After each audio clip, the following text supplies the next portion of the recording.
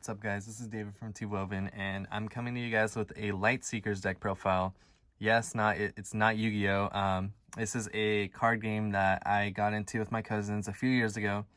Played for a little bit, it was pretty fun, but Yu-Gi-Oh! Was still our main card game, so stuck with Yu-Gi-Oh! Kind of fell off with Lightseekers, but only until recently we decided to get back into it because of COVID, because unique thing about this card game is that if you could see that it has these little dots around the border of each card, that means that you're able to scan it like a QR code into their app. They have an app on the App Store, and so you're able to use all the cards you have physically on the app, which is awesome for us because even if we can't meet in person, we're able to play online. I know Yu-Gi-Oh! Has a few services like Dueling Book or Yugioh Pro, but it's a little easier when it's got an actual app versus like a third party. So this is going to be my deck profile of Sunhunter Tuktu. This is going to be a mixed order deck. And so it's going to have solar, I believe it's earth and gravity. Sorry, I'm still getting used to the terms again.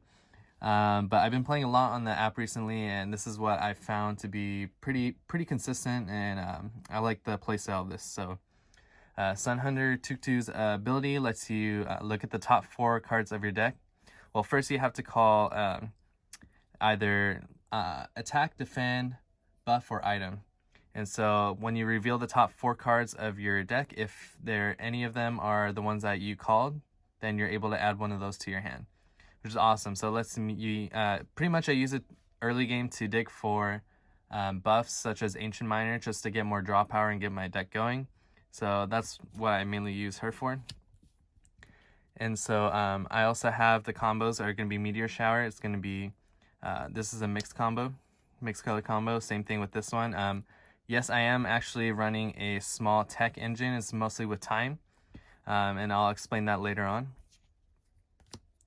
And then just basic ones, we have Sunstrike, Solar Wind, Reality Rift. This is my casual deck, by the way.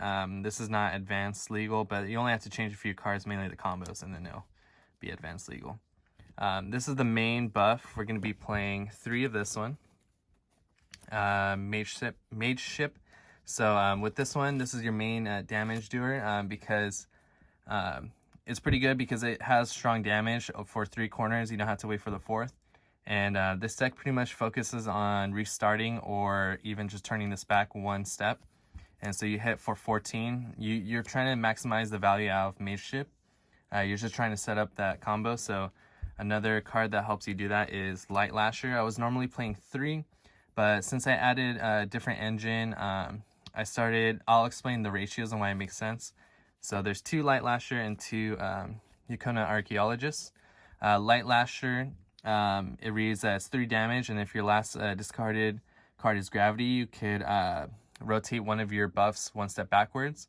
So I'm going to be rotating this back and then hitting them with 7 again the next turn. And same thing with the Yukona Archaeologist is that when you draw this card, you could reveal it and restart one of your buffs. So I could restart this after I've actually gone off the 7, so that's pretty awesome.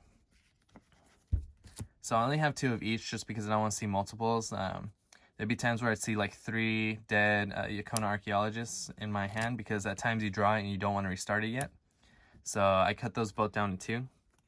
Mandatory staple, 3 buff removal, Pathfinder. I'm playing 2 Gravity Well. This is just helping me early game and late game just dig for the cards I need. 1 healing, it doesn't really make too much of a difference. Mostly trying to get to the cards I want to get to. Also, I am playing Paralysis Bug. I know a lot of the cards got eroded, so I'm playing these as if they were with the new effects, just as an FYI. So this one lets me put a card from my hand back to the deck and draw 2. So this helps me actually cycle through, say, if I have some tech cards that I don't have access to yet via like Tantosian Blacksmith getting out the items to be able to play tech cards, I'm able to just shuffle back some of the cards that are dead in my hand. Same thing with Pathfinder as well. Pathfinder has the same effect because when they nerfed the buff removal, they had to give them like an extra clause to get 2 buff removed.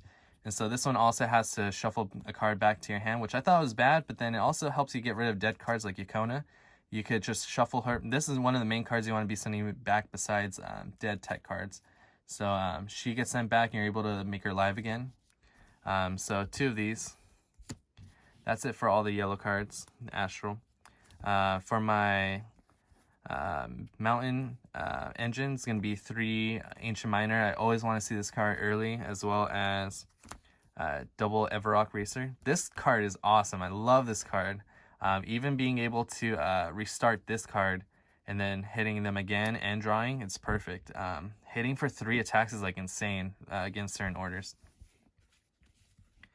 Most of the time it's always hitting buff removal as well that they have waiting. So they usually hold for Mage Ship, but then once you hit them with that, I'll explain how you could do Everrock Racer and then trigger it on your own turn as well, as soon as you put it down. Last 2 are going to be 1 Mountain Fort and then 1 Boulder Feast.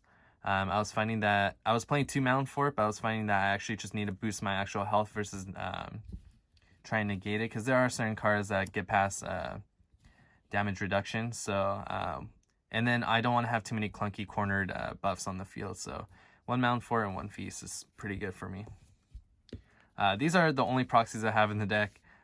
These are going to be Tantosian Blacksmiths.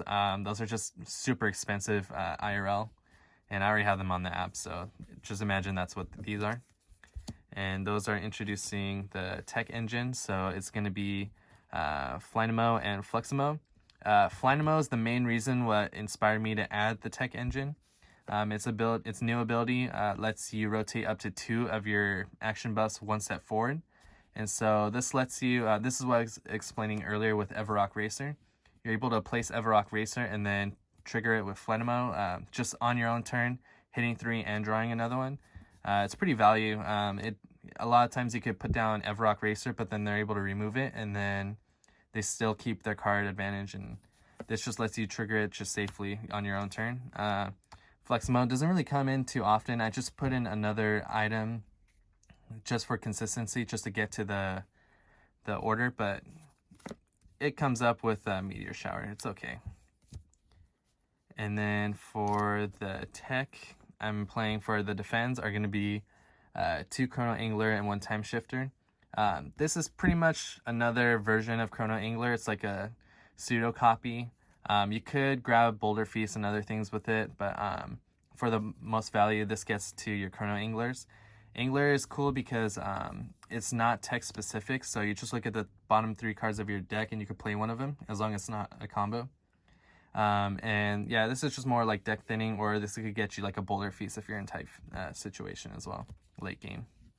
And the last 2 cards are going to be 2 clunky buffs. Momentum Shifter is another version pretty much of Light Lasher, but it stays on the field, and this is pretty much the reason why I decided to play the tech engine besides Flynamo. Is because this does the same thing. While Flynamo puts them forward, this one puts them forward or backwards. So at least twice you're able to put any buff on the field, actually. 1 step forward and 1 step back. So most of the time I'm going to be getting max advantage of Mage Ship. I could also mess with my opponent if I need to, but the fact that it stays on the field because it's clunky gives me time to set up those big damage plays. And also Stasis Drone, it comes in pretty clutch as well. It's just interruption. This one's not as strong with like orders like I believe it's Dread. The purple one, or any like really buff heavy ones. This does still interrupt them, but this only rotates when your opponent plays a buff. So when they're playing buffs every turn, this is going to be rotating pretty fast, and it still delays them. But you could set this backwards with like Light Lasher or different cards, even Momentum Shifter. But against decks that don't use buffs as often, that aren't as buff heavy, the buffs they do place down are going to be stalled with Stasis Drone. So that's the deck profile. I've been playing on the app for a while now, and I would say for at least a month now I've gotten back into it, and it's been pretty fun. I encourage anyone who's watching this who hasn't seen this card game, look up just a how to play Lightseekers tutorial. Super fun game. It's on the app. It's well built. I think it deserves a little more love.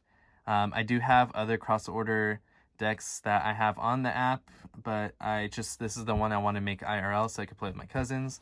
But it's overall a fun game, and I definitely think you guys should give it a shot. So this is David from Team Woven signing out.